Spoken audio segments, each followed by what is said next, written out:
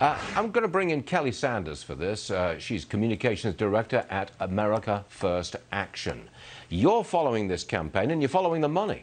So you explain to me, why is Wall Street giving 4 times more money to Joe Biden than it is to President Trump? I think you said it in your opening. The fact of the matter is they think they can buy influence from Joe Biden. We've seen this in the past. Joe Biden is a swamp creature. He's an establishment figure. So they give money to him and they'll have their hand in crafting whatever regulations his administration proposes.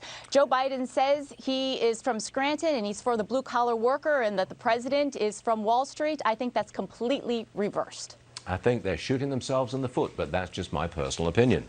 All right, Kelly, you follow the cash, and you've said that the Democrats have a cash advantage in every single state of the union except North Carolina.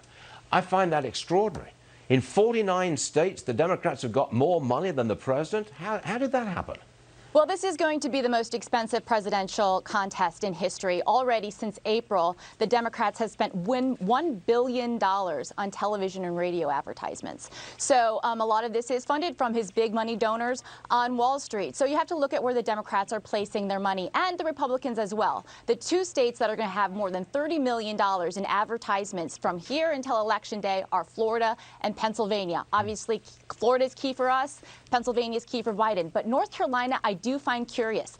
That is about an even race where Republicans are outspending the Democrats. And what that tells me is the Democrats are feeling that they've lost this state and that we have the advantage. And we're seeing that in our internal polling.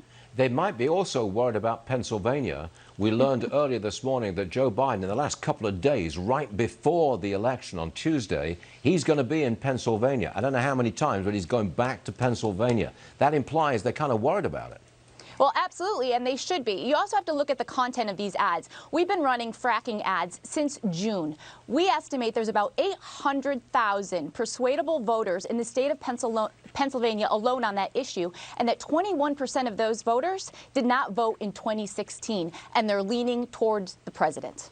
Okay, I need your comment on something that Joe Biden said in relation to the economy's growth. As you know, in the 3rd quarter, it grew at an annual rate of 33.1%. That is extraordinary. Joe Biden says it's not enough. In a statement, he writes, quote, "The recovery is slowing, if not stalling." What do you make of that, Kelly?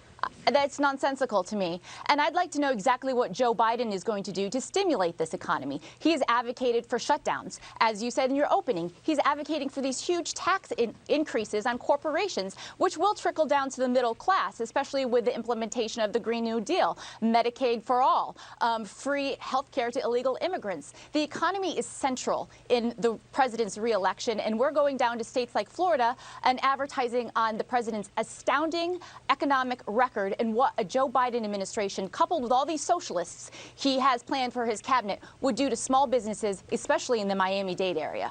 Kelly Sadler, I know you must be working just about 24/7, but we do appreciate you taking time to be with us this morning. Kelly, thank you. Thank you, Stuart. Sure thing.